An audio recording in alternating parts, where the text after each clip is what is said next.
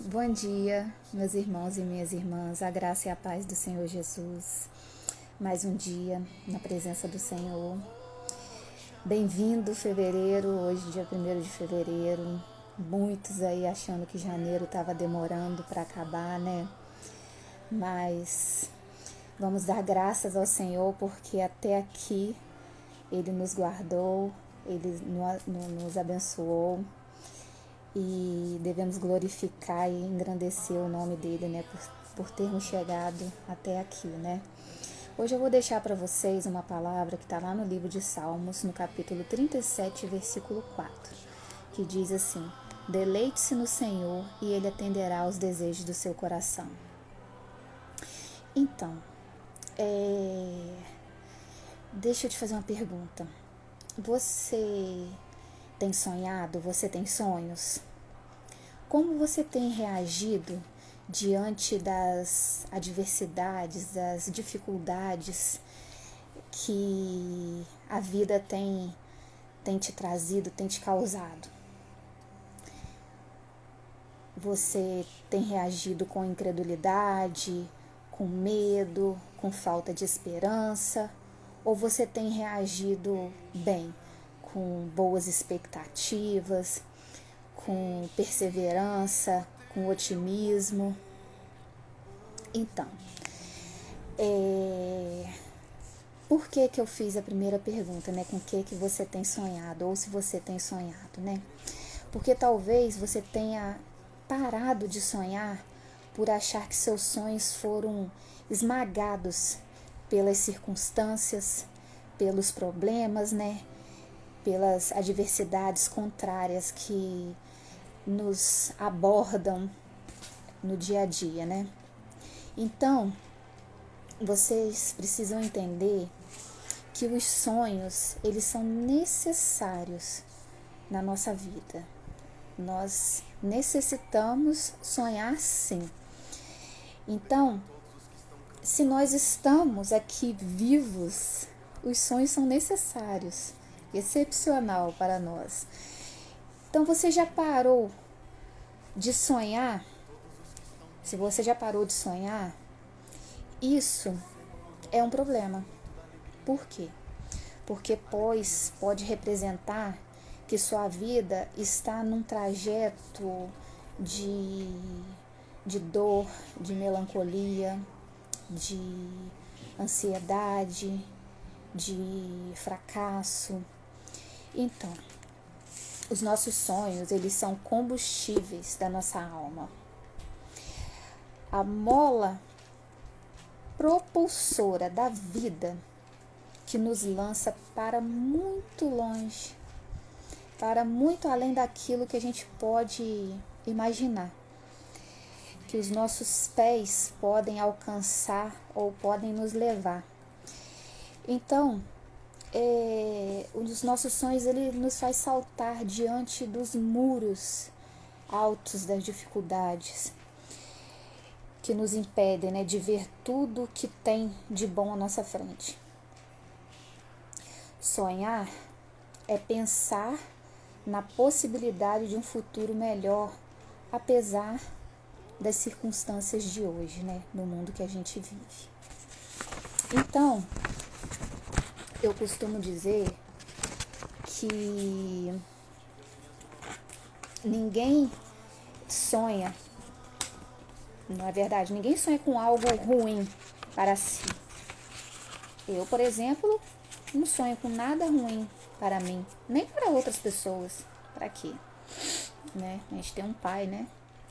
Que a mão dele é pesada. Então, para que eu vou sonhar com coisas ruins, tanto para mim quanto para o meu próximo, né? Então, os nossos sonhos são uma crença na possibilidade de melhorar. Envolvem acreditar que um projeto por trás de tudo na vida está desenhado e que tudo pode dar certo. Só que a gente tem que sonhar, sim, mas não sonhar sozinho. A gente tem que entregar os nossos sonhos nas mãos do nosso Deus, do nosso Pai. Então,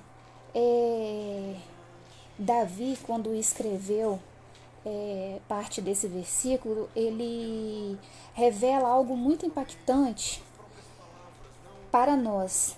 Ele colocou sua dependência e esperança em Deus. E isso só foi possível porque Davi estava edificado numa base sólida, que é o quê? Que é o Senhor. Então, vamos sonhar sim, mas vamos entregar os nossos sonhos, vamos fixá-los na base sólida, na rocha, que é o Senhor. Então, outra coisa também que me chama a atenção que está lá em Primeira Reis, no capítulo 7, quando Salomão, né, assumiu o reinado do pai, né, Davi, ele pediu ao Senhor, ele podia ter pedido muitas coisas ao Senhor, mas lá no capítulo 7, lá no versículo 7 do capítulo 3 de 1 Reis, vai dizer assim: agora, ó Senhor meu Deus, tu me fizeste reinar em um lugar de meu pai Davi, mas sou como uma criança pequena que não sabe o que fazer. Aqui estou, no meio do teu povo escolhido, uma nação tão grande e numerosa que nem se pode contar. Dá a teu servo um coração compreensivo para que eu possa governar bem o teu povo e saber a diferença entre o certo e o errado. Pois quem é capaz de governar sozinho este teu grande povo? Então, o Senhor, ele se agradou do pedido de Salomão, porque Salomão, ele pediu sabedoria, ele não pediu riqueza, ele não pediu bens, ele não pediu ouro, ele não pediu prata, ele não pediu poderes, ele só pediu sabedoria. Então, que a gente possa também ter sabedoria ao projetar os nossos sonhos. Então, que nós peçamos sabedoria a Deus, porque a sabedoria, ela abre portas que a riqueza jamais abrirá. Então, na maioria das vezes, a sabedoria, ela te dá muito mais coisas de valor do que ouro, do que prata, do que qualquer coisa valiosa.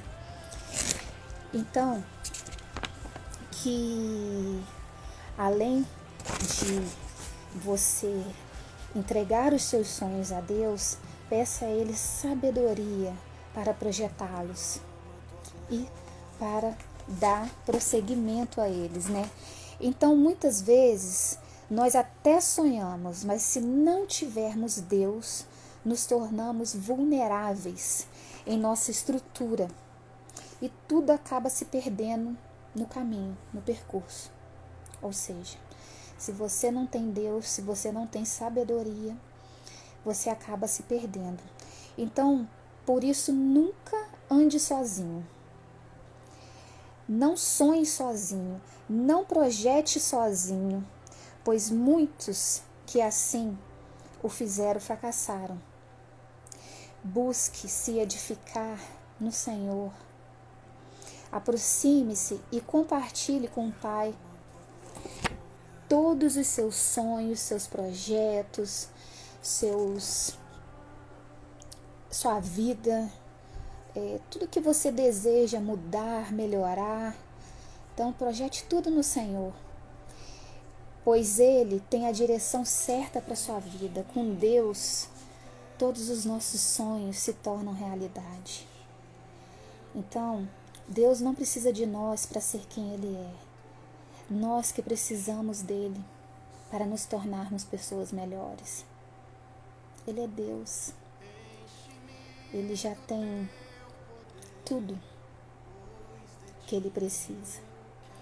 Então, é mais ou menos como ir para a escola, né? Tem aquelas crianças, aqueles adolescentes rebeldes que vai para a escola e não estão nem aí. Não prestam atenção na aula, não prestam atenção no conteúdo. O professor está lá, o professor já sabe, está lá para ensinar e eles para aprender. Mas se eles não têm interesse, então eles não aprendem, né? A mesma coisa é a nossa vida com Deus. Deus, Ele é tudo. E sem Ele nós não somos nada.